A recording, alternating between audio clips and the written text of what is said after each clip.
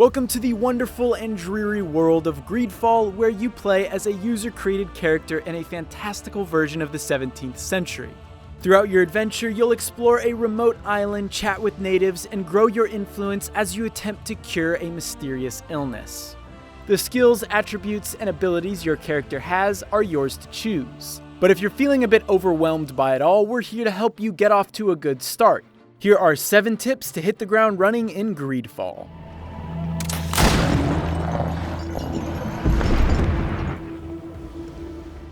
Number 1. Talents act as skill checks. Like most role-playing games, GreedFall has its fair share of skill trees. When you start your adventure, you will need to pick a talent. These include charisma, science, intuition, vigor, craftsmanship, and lockpicking. These essentially act as skill checks. As you level up, you will be able to invest in each of these trees. However, keep in mind that you will only have 1 talent point to spend at the beginning. This means there are certain options and areas you will be locked out of in the beginning of GreedFall. For example, the owner of a bar wants you to fix his furniture or give him money to repair it based on what your cousin has done. If you do not have craftsmanship level 1, then you can't really repair them despite being allowed to pick that option. You can reset your points with memory crystals, but you won't have a ton of those in the beginning. Keep these things in mind when deciding which talents you choose. Number 2, focus on lockpicking. While all of these talents are useful, we found that there are a lot of locked doors and chests in the first area, the City of Serene. And because you won't be able to return to Serene after the tutorial, you probably won't want to miss out on the extra items and loot hidden in locked chests.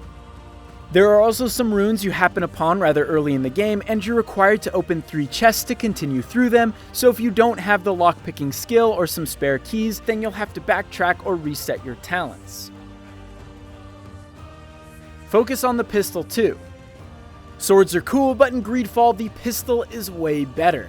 Pistols can do a ton of damage to enemy armor and can knock foes back. Pistols are also useful against enemy bestial encounter. Swords don't do nearly as much damage, and sometimes they can't even penetrate enemy armor. You can buy pistol ammo from merchants, so make sure you're stocked up. I'd also recommend leveling up the pistol skill sooner rather than later. Number 4, don't discredit your teammates. In some games, your teammates suck and don't do much for you. However, in GreedFall, I'd argue your teammates can sometimes be better than you. I've been in situations where my team and I have been ambushed by 4 to 5 monsters, and my teammates took care of the majority of them. Keep this in mind when deciding who you want on your team and how you want to build your relationship with them. You'll be able to check their skills, attributes, and other details about them before picking them too. Just a heads up that you can only have 2 people on your party at a time, so pick wisely. Number 5, look for campsites.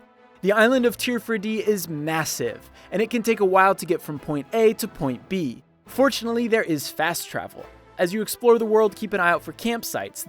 These act as hubs that let you swap out your gear, rest, and of course, fast travel. When you first land in Tirfredi, you'll get a quest that will ask you to map the island by finding campsites and other points of interest. This is a good way to track how many campsites are in each area.